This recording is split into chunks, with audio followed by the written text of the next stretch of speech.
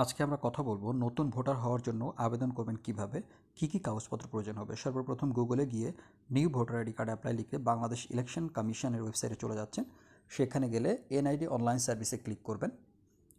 তখন নতুন নিবন্ধনের জন্য আবেদন এরকম একটা জায়গায় আপনি চলছেন। আপনার জাতীয় পরিচয়পত্র যদি না থাকে তাহলে নতুন নিবন্ধন আপনি করতে পারবেন এবং আবেদন করুন এই জায়গাটা আপনি ক্লিক করবেন। সেক্ষেত্রে দেখেন একটা অ্যাকাউন্ট নিবন্ধনের জন্য আপনার নাম ইংরেজিতে দিতে হবে, পুরোপুরি যে নামটা আছে, এবং জন্ম তারিখ দিবেন।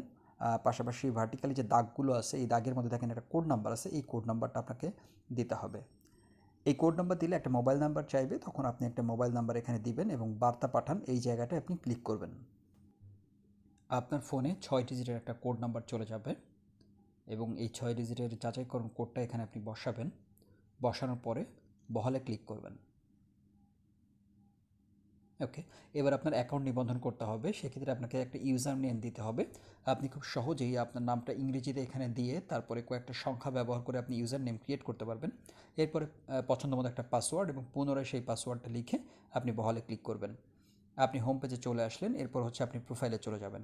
প্রোফাইলে গিয়ে আপনি এডিটে ক্লিক করবেন এবং এডিটে ক্লিক করলে দেখেন আপনার ব্যক্তিগত তথ্যগুলো এখানে দিতে হবে। আপনার নাম বাংলায়, ইংরেজিতে, আপনার জেন্ডার নির্বাচন করবেন, রক্তের গ্রুপ দিবেন এবং 17 ডিজিটের যে জন্ম নিবন্ধন নাম্বার আপনার রয়েছে সেটা আপনি দিবেন, জন্ম তারিখ, জন্মস্থান, এগুলো আপনাকে সিলেক্ট করতে হবে। এরপর পিতার তথ্য আপনাকে এন্ট্রি করতে হবে। পিতা মৃত হলে মৃতের বাম পাশে ক্লিক করতে হবে। পিতার নাম বাংলা এবং ইংরেজি উভয়ভাবেই দিতে হবে। পিতার এনআইডি নাম্বার এবং ভোটার নাম্বার এগুলো যদি আপনার জানা থাকে তাহলে সেক্ষেত্রে আপনি দিতে পারেন। আর শুরুতেই যদি আপনি মৃত দিয়ে আসেন পিতা, সেক্ষেত্রে মৃত্যুর সন বসাতে হবে। একইভাবে আপনার মাতার তথ্যগুলো কিন্তু প্রবেশ করাতে হবে। মাতা যদি মৃত হয় তাহলে বাম পাশে ক্লিক করবেন এবং মাতার নাম বাংলা এবং ইংরেজিতে উভয়ভাবে প্রবেশ করবেন এবং মাতার এনআইডি এবং ভোটার নাম্বার যদি জানা থাকে সেটাও আপনি বসাবেন। এরপর আপনি আপনার ভাই বা বোনের তথ্য দিবেন, তার নাম দিবেন বাংলা এবং এনআইডি নাম্বার যদি থাকে দিবেন। এরপর হচ্ছে বৈবাহিক অবস্থার যে তথ্যগুলো সেগুলো প্রবেশ করাবেন। এবার চলে আসবে আপনার শিক্ষাগত যোগ্যতা। আপনার শিক্ষাগত যোগ্যতা যতটুকু সেটা আপনি এখান থেকে সিলেক্ট করবেন। এরপরে হচ্ছে আপনার পেশা। এখানে আপনি দেখেন অনেকগুলো অপশান পাবেন। আপনি যেই পেশায় বর্তমানে নিয়োজিত আছেন সেই পেশাটা আপনি এখান থেকে সিলেক্ট করবেন। এরপর হচ্ছে আপনার শারীরিক যদি কোনো সমস্যা থাকে সেটা আপনি এখান থেকে সিলেক্ট করবেন। এরপর হচ্ছে আপনার শরীরে যদি এমন কোনো সাইন থাকে বা চিহ্ন থাকে যেটা দিয়ে খুব সহজেই আপনাকে শনাক্ত করা যায় সেটা আপনি এখানে বাংলায় লিখে দিবেন।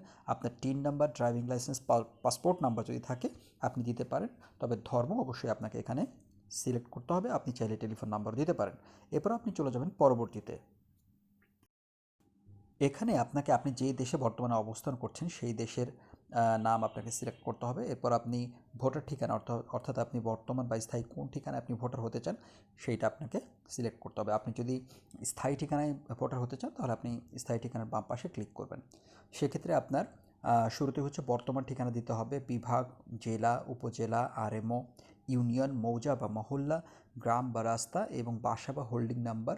দেখেন এই জায়গাগুলোতে আপনার স্টার মার্ক করা আছে এবং এই তথ্যগুলো কিন্তু আপনাকে বাধ্যতামূলক প্রবেশ করাতে হবে। বাকিগুলো আপনি দিলে ভালো, না দিলেও কোনো সমস্যা নেই। এরপরে চলে আসবে আপনার স্থায়ী ঠিকানা। একইভাবে আপনি স্থায়ী ঠিকানার ক্ষেত্রে বিভাগ, জেলা, উপজেলা, আরএমও, ইউনিয়ন, মৌজা বা মহল্লা এবং গ্রাম বা রাস্তা এবং বাসা বা হোল্ডিং নাম্বার এইটা কিন্তু আপনাকে দিতে হবে। আর যেহেতু আমি ওপরে স্থায়ী ঠিকানা ক্লিক করে এসেছি যে স্থায়ী ঠিকানায় ভোটার হতে চাই, তাই আমাকে স্থায়ী ঠিকানায় ভোটার এরিয়াটা সিলেক্ট করতে হবে। এরপর আমি চলে যাব পরবর্তীতে। পরবর্তীতে দেখেন যে কাগজপত্র বা নথি সরবরাহ করুন। যেহেতু আমরা অনলাইনে আবেদন করছি তাই এখানে কাগজপত্র সরবরাহ করার কোনো প্রয়োজন নেই। পরবর্তী অপশানে গেলে আপনাকে সাবমিট নামে একটা অপশান দেখাবে। আপনি সাবমিট করার আগে চাইলে পেছনে যেতে পারেন যদি আপনার কাছে মনে হয় যে কোনো তথ্য ভুল আছে বা কোনো তথ্য এডিট করা দরকার। সেই ক্ষেত্রে আপনি তথ্যগুলো পুনরায় এডিট করে আবার সামনের দিকে আগাতে পারেন। এরপরে আমরা চলে যাব হচ্ছে সাবমিট অপশানে। তথ্যগুলো আমরা সাবমিট করে দিলে সঙ্গে সঙ্গে আমাদের 2 পৃষ্ঠার একটা ফর্ম আমাদের দেখাবে এবং ডাউনলোড করতে বলবে।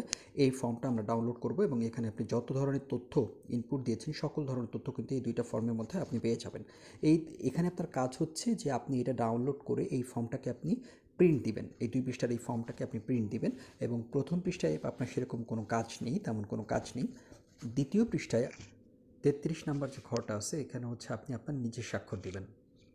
নাম্বারটা রয়েছে সেইখানে আপনি আপনার ভাই বা বোনের যে তথ্যটা দিয়ে এসেছেন সেই তথ্যটা আপনি এখানে দিবেন, যে তার এনআইডি নাম্বারটা এখানে দিবেন এবং স্বাক্ষরের জায়গায় আপনি আপনার ভাই বা বোনের স্বাক্ষর নেবেন। এরপরে হচ্ছে আপনার যাচাইকারী যে নাম্বারটা রয়েছে, এখানে হচ্ছে আপনার এলাকার যিনি ওয়ার্ড কমিশনার আসেন বা ইউনিয়ন পরিষদের যিনি চেয়ারম্যান আছেন, যিনি আপনাকে যাচাই করতে পারবেন আপনার ব্যাপারে, সেই সেই ব্যক্তিটার এনআইডি নাম্বার এখানে দিবেন এবং তার স্বাক্ষর হচ্ছে আপনি পাশে নেবেন। আচ্ছা, এরপর হচ্ছে আপনি প্রয়োজনীয় যে কাগজপত্রগুলো আপনার লাগবে, হোল্ডিং ট্যাক্স বা বাড়ি ভাড়া পরিশোধের রসিদ, শিক্ষাগত যোগ্যতার সনদ যদি আপনার থেকে থাকে, এরপর হচ্ছে আপনার পিতা বা মা এবং মাতার এনআইডি কার্ড, আপনার যে 17 ডিজিটের জন্ম সনদ রয়েছে সেই জন্ম সনদ, আপনার নাগরিকত্ব সনদ যেটা আপনি ওয়ার্ড কমিশনের কাছ থেকে সহজে নিতে পারবেন, বিদ্যুৎ বিল পরিশোধের কপি, এরপর হচ্ছে রক্তের গ্রুপ পরীক্ষার রিপোর্ট। এই রিপোর্টটা অবশ্যই সরকারি কোনো হসপিটাল থেকে করলে ভালো হয়। আপনি যদি বিবাহিত হন সেই ক্ষেত্রে আপনার স্বামী বা স্ত্রীর এনআইডি কার্ড, আপনি পূর্বে কখনো ভোটার হননি এই মর্মে ইউনিয়ন পরিষদ চেয়ারম্যানের প্রত্যয়ন, অথবা আপনি যদি পৌরসভার অন্তর্গত হন সেক্ষেত্রে আপনার পৌরসভা যিনি মেয়র আছে তিনি আপনাকে একটা প্রত্যয়ন দেবেন। এই কাগজগুলো নিয়ে আপনাকে চলে যেতে হবে উপজেলা নির্বাচন অফিসে। উপজেলা নির্বাচন অফিসে গেলে তারা আপনার এই কাগজপত্রগুলো চেক করে দেখবে এবং সব কিছু ঠিকঠাক থাকলে তারা আপনার স্বাক্ষর এবং ছবি নিয়ে নেবে, অথবা এমনও হতে পারে যে কোনো একটা নির্দিষ্ট ডেটে আপনাকে যেতে বলবে, ওই ডেটে গেলে আপনার ছবি এবং স্বাক্ষর তারা নিয়ে নেবে। সকল কার্যক্রম শেষে তারা আপনাকে একটা নিবন্ধন স্লিপ দিয়ে দিবে এবং এই নিবন্ধন স্লিপের মাঝখানে দেখবেন যে একটা ফর্ম নাম্বার আছে। এই ফর্ম নাম্বার দিয়ে আপনি অনলাইন থেকে খুব সহজেই চেক করতে পারবেন যে আপনার ভোটার আইডি কার্ডটি বর্তমানে কোন অবস্থায় আছে। এভাবে একটু চেষ্টা করলে কিন্তু আপনি নিজেই নিজের ভোটার আইডি কার্ড করতে পারবেন খুব সহজেই। এরপরও যদি কোনো সমস্যা থাকে তাহলে আমাদের কমেন্ট বক্সে জানাবেন, আমরা চেষ্টা করব আপনাদের যথাসাধ্য সহযোগিতা করার। সকলকে ধন্যবাদ। আল্লাহ হাফেজ। আসসালামু আলাইকুম।